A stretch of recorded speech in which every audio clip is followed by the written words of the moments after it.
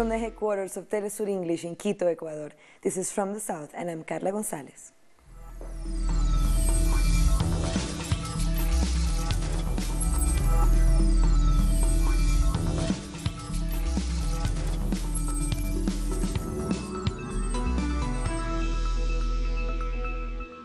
We start with Colombia, where the Supreme Court has announced it will investigate former Colombian President Álvaro Uribe, following the release of recordings in which he allegedly attempted to influence witnesses. The court highlighted a complaint filed by Uribe against longtime rival Iván Cepeda, who Uribe claims brought witnesses to testify against him regarding his alleged ties to paramilitary groups. For more, he's our reporter in Lorena Hoyos from Bogotá. There have been several reactions in the country after the Supreme Court's decision to close the investigation that was being carried out against Senator Iván Cepeda. The court also found him innocent for past accusations that had been made by former President Álvaro Uribe. Uribe claimed Cepeda was part of a fake witness cartel. The court went even further and decided to start an investigation specifically directed towards legally intercepting calls, but without letting parties know. Once it was able to analyze the information it gathered in those investigations, it established that it is necessary to now investigate former President Álvaro Uribe directly because of his links with fake news witnesses. They also pointed out that his actions could be tied to other open cases against him, such as the accusations against Uribe for links with killings of El Aro or the formation of a death squad.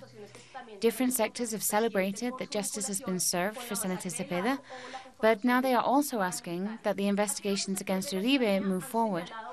They're recalling that in the Representatives' Chamber Accusation Commission, there are around 180 folders with petitions to investigate Uribe's links to the formation of paramilitary groups, the Aro killing, and others, all investigations which have not yet been moved forward. That was our correspondent, Lorena Hoyos. On the coast of San Juan, communities of Afro descendants are persecuted by the Colombian State. People in this region want the war to end and for peace to turn into opportunities. Lorena Hoyos presents us the third part of this Choco special. Next to the San Juan River lives a community of Afro-descendant Consejo Comunitario de Copoma, a town that has resisted war for decades.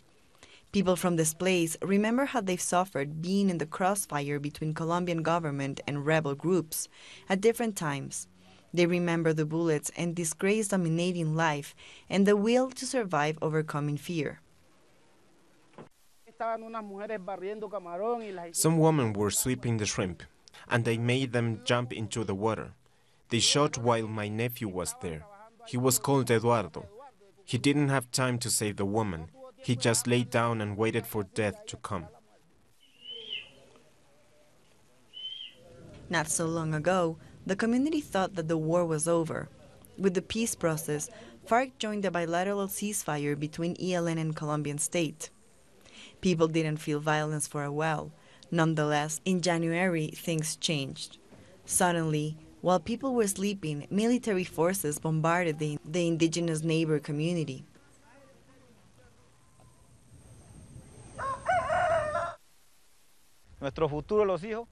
We hope to not have wars in our future and our children's. We wish to have a good life, good politics, and supplies for life. Because nowadays, people don't have that. They keep starving. And when we see shootings, we don't want to go to the mountains. So we sit here and starve. Just like the Wunan, the Afro-descendant people locked in their homes. Hunting, fishing, and farming is disappeared from town life. During this time, the community should be growing pan coger, but since the bombing, nobody dares to return to the Tordo River. People stack their last rice grains, knowing that soon they will have to make some tough decisions. We are very hungry because we are scared to go out over there. We have our own plants, our fish, our animals, but we are afraid because we don't know if this will continue or if we will die because of this. After the bombing, degradation and persecution against civil population increased. For youngsters from the community council were detained by military forces, accused of being ELN members. The community defended them and made clear that people from the surrounding areas are just trying to escape war. Only 2 out of the 4 detained were set free. John and Brainera tell us that day they were walking on the hills when they were captured. They took us to the place they bombed. They made us sleep on the ground, didn't give us food the whole day. They took pictures of us and made us sign some papers. We don't owe anything to anybody and we still have fear. We have never done that, sleeping in a mountain and things like that. Capture without a reason, it is scary. Sailing through the river, they are stopped and questioned about the whereabouts of ELN rebels, a reality repeated in many other regions of the country. Communities still deal with the aftermath of warfare and degradation from the Colombian State. If we want to go down to the Gordo, we have to be careful. We're scared. Every day they take everything we bring back from us. My wife bought some dishes from Cali. She's bringing them back here, and they broke all of them. That keeps us afraid. The young ones risk their future and lives. If they could, they'd be shooting soccer goals, not hiding from bullets. That dream looks distant. This is inner Colombia's reality. They don't give up on their dreams, but are condemned to a life of injustice and violence.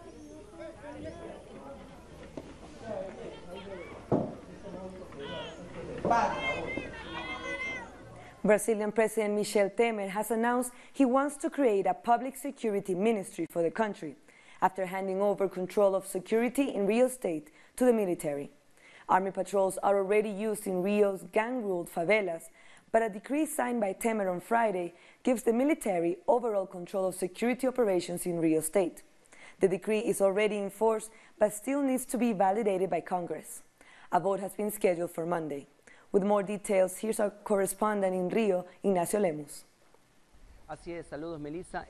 De facto President Michel Temer has confirmed yesterday at a public event that the security forces will now be under the control of the ministry, which used to be under the Ministry of Justice's control. The military intervention in Rio de Janeiro will also have the control over the police forces and Rio de Janeiro's public security secretary. These are changes that are occurring very fast and are being improvised, according to the opposition, which also claims this is a demagogic measure to be in accordance with the media point of view, which continually criminalizes Rio's favelas. Their speech could indeed boost genocidal actions against these young, poor, and black people. This increase in violence is perhaps linked to the privatization moves in the city and the closing down of public companies and schools, which generated unemployment in a city that historically suffers from inequality. Ignacio Lemus from Rio. Venezuela's President Nicolás Maduro has made an unusual call for peace and unity among Venezuelans. The president had promised a surprise on Sunday night. It turned out to be a recorded message in sign language by Maduro and members of his cabinet, in which they asked people to join them in building a country of respect and humility. Maduro shared the video on Twitter and said, "Together, Venezuela can be for all." The main parties in Mexico's July 1st presidential election officially nominated their candidates on Sunday. All 3 front-runners are trying to sell a message of change. Andrés Manuel López Obrador has been confirmed as the candidate of the Morena party. The 2-time presidential runner-up says he wants to end corruption while standing against the construction of the wall on the Mexico-United States border. I am stubborn. Public opinion has it. Foolish, they say. Stupid, perseverant, or as it is usually called those who defend ideals, principles, or some cause. It is with the same conviction that I will act as President of the Republic. With stubbornness, with foolishness, with perseverance, bordering on madness, I'm going to put an end to corruption. Running second in the poll is Ricardo Anaya of the Conservative National Action Party, PAN, leader of the right-left coalition, a youthful ex-lawmaker whose bid to campaign as a fresh face has been marred by allegations of corruption and strong-arming his way to his party's nomination.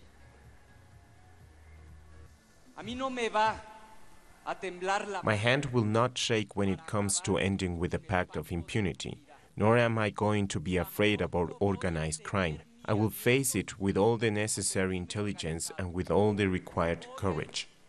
Running third is Mexico's former finance minister, José Antonio Meade, the official presidential candidate of the Institutional Revolutionary Party, PRI, a long-dominant force in Mexican politics whose popularity is now so low it tapped a non-party member to be its presidential candidate for the first time in its history.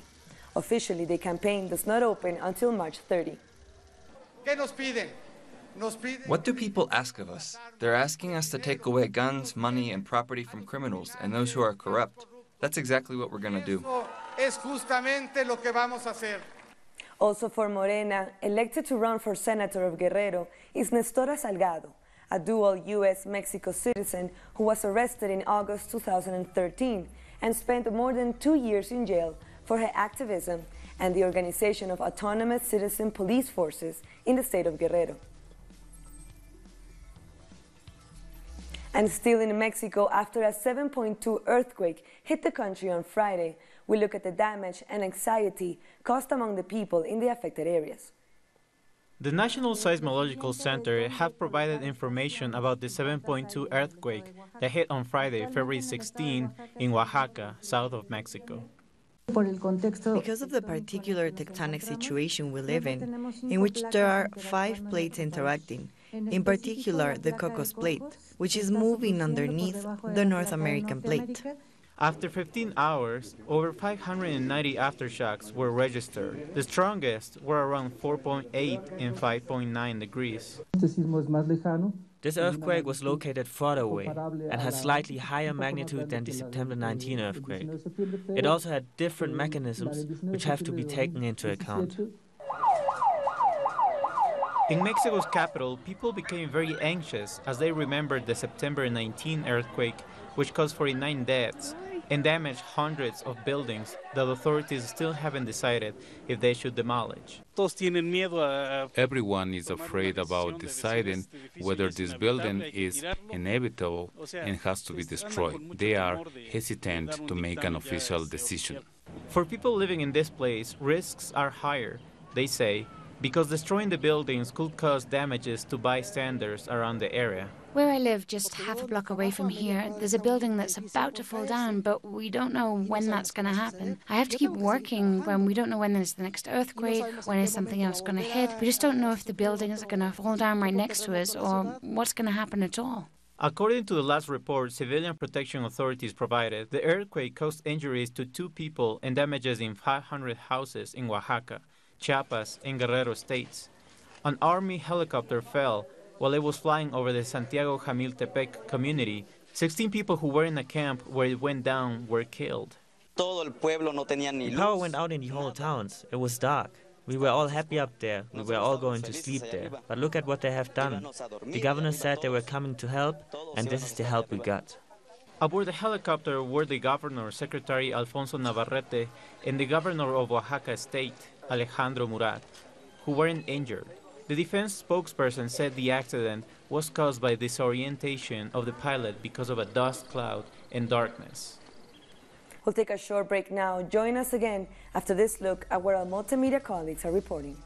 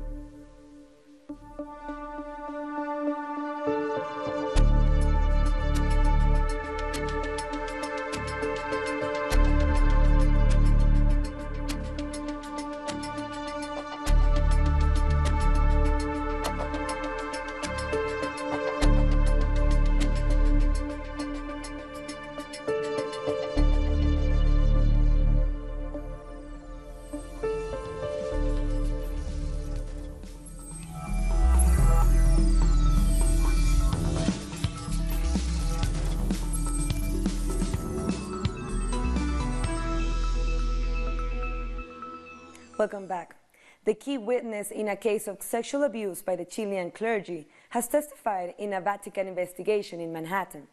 The survivor, Juan Carlos Cruz, arrived to give his evidence before Archbishop Charles Scicluna. Scicluna was appointed by Pope Francis to look into the accusations against Bishop Juan Barros, who is accused of covering up sexual assault against minors. On a trip to Chile in January, Pope Francis caused controversy when he said he was sure Barros was innocent. I did talk about the outcome. I said that it was enough of saying sorry and speaking to survivors and doing it as one-offs here and there around the world when their cases reach media attention. This should be a policy that every survivor in the world should be heard with respect and should receive the treatment that I received here today. The Pope needs to understand that that is what survivors need, that cases don't have to come to the media for them to pay attention to. On March 11, Chileans will have a new president, the conservative Sebastián Piñera. That means that if the social projects of Michelle Bachelet, like same-sex marriage, are to happen, they need to be in place by then. The movement of homosexual integration and liberation organized a peaceful intervention to demand progress and prevent discrimination against same-sex couples. The 18 to 30-year-olds are a new generation with different perceptions and values. There is a new openness and acceptance of diversity, not just towards the LGBTI community, but also towards migrants and people with disabilities. This comes amidst discussions about gender identity and same-sex marriage that are still pending and will be left in the hands of future government. We appeal to the political will of the future government to understand that human rights are universal. The demand for sexual diversity is not just coming from gays and lesbians, it is part of the wider human rights agenda. The Chilean government has promised that changes will be made before Sebastián Piñera takes office. A vote on same-sex marriage law is going before the Constitutional Commission in the Senate. The government is also seeking to fast-track the gender identity law, which is in its final stages. Both are compromises that the states signed with the Inter-American Commission of Human Rights. This means the Chilean government must abide by the friendly agreement, not just the current government. It's in this context that we will press the government. The process will continue throughout the Piñera government, and the campaign is already preparing new action ahead of right-wing blocs' likely rejection of sexual diversity rights. This is nothing new. We will continue our campaign with the new government, as we do with every administration every 4 years. A new round with the new bosses, new ministers, until we achieve equality. So activists must continue their campaign if same-sex marriage is to become a reality in Chile in 2018. And in Peru, indigenous communities in the Loreto region are asking the government to declare a state of emergency. They say their water is contaminated after more than 2,000 oil spills over the last 4 decades. The communities claim that the oil leaks in the Peruvian jungle have put their homes, the economy, and people's lives at risk. The agreement on environmental sustainability signed last year in the Zarumilla Pact were not respected by the government. They're also asking the government to revise the contract with Plus Petrol, the company that produces 40% of oil in the country, and to fix the damage caused by the drilling. The Choco region that covers Paraguay, Bolivia, and Argentina has suffered great deforestation. In the last 7 years, 500,000 hectares of rainforest have vanished. According to the Guira Paraguay organization, most of the deforestation takes place on Paraguayan territories. More details in this next report. The Paraguayan Chaco loses an average of 1 hectare of forest per day. That peak was surpassed in December 2017, according to Alberto Janowski, director of the Guira Paraguay organization. In December 2017, we had a peak of 600 hectares per day, and in November, we had peaks that exceeded 1,000 hectares per day. When we lose a forest hectare, we lose biodiversity. There are 13 indigenous communities living in the Chaco territories. Their ecosystem and ancestral traditions are in danger. The livestock farming and deforestation are the main threats that this region has to face. The Chaco is in huge danger. The people and the communities living here, as well as the ecosystem, are in huge danger. The livestock farming has impact, but it's even worse when people cut down trees to raise cattle.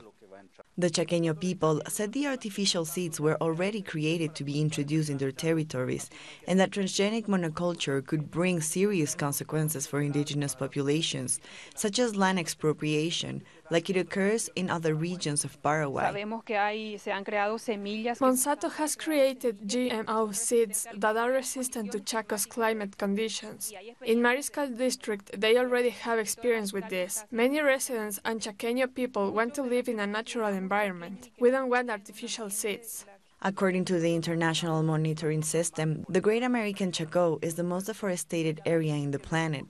Non-governmental organizations and experts agree that public policies should be applied in order to preserve the biodiversity of the region. We'll take another short break. Join us after a look at what our multimedia team is reporting.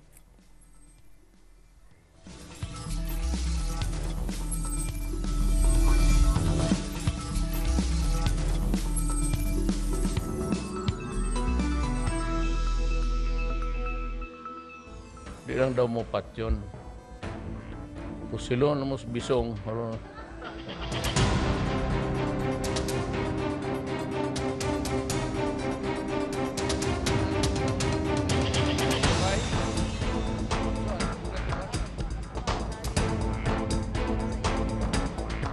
Bilang daw mo patyon. Pusilon mo bisong. Wala bisong, wala may silbi.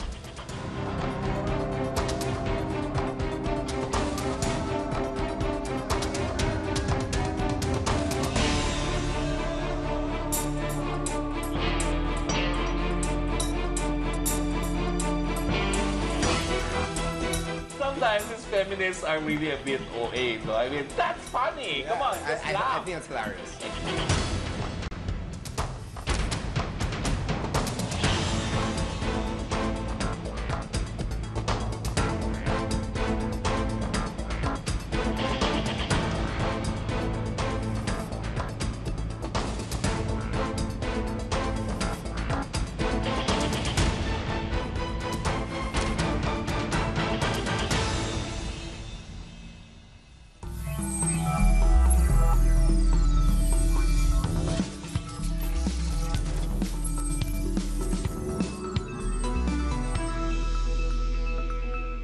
Welcome back.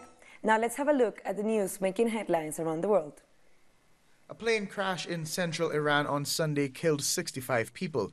The twin-engine turboprop ATR-72 crashed into a mountain after takeoff. Heavy fog and aging aircrafts are being blamed for the accident. Helicopters, mountain rescue personnel, the Red Crescent, as well as local volunteers were involved in the search for the wreckage. In Indonesia, the Mount Sinabung volcano erupted Monday, sending a cloud of hot ash 5,000 meters into the air. No one has been injured, and the eruption did not disrupt flight paths, according to Indonesia's National Disaster Mitigation Agency. The volcano has been active since 2010.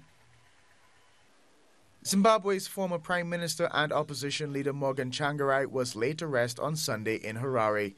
Tsvangirai died in a South African hospital on February 14th after a long battle with cancer. He was 65. Zimbabwe's President Emmerson Mnangagwa visited Tsvangirai's home to convey his condolences to the man many hailed as being brave for standing up to former President Robert Mugabe for many years. Let us all be brothers and sisters and come together and mourn our former Prime Minister. And with that spirit, let us move forward as a people and united for the development of our country. Olympic athletes and Russians alike are scratching their heads, asking why the Russian mixed doubles curling team at the Winter Olympics would use performance-enhancing drugs. Alexander Kruchelinski and his wife Anastasia Brizgalova won bronze, but are now suspected of having tested positive for meldonium, a banned substance that increases blood flow and improves exercise capacity. Russia has been accused of running a state-backed systematic doping program for years.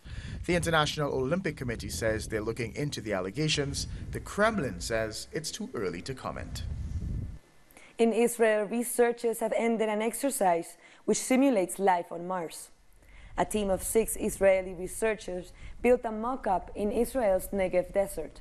The desert resembles the Martian environment's geology, aridity, appearance, and desolation, according to Israel's Ministry of Science and Technology. The participants were investigating satellite communications, the psychological effects of isolation, radiation measurements, and searching for life signs in soil. And with this, we've come to the end of this morning news brief. This and many other stories, you can find them on our website at telesurtv.net/English. And you can also join us on social media, Facebook, Twitter, and Instagram. For Telesur English, I'm Carla Gonzalez. Thank you for watching.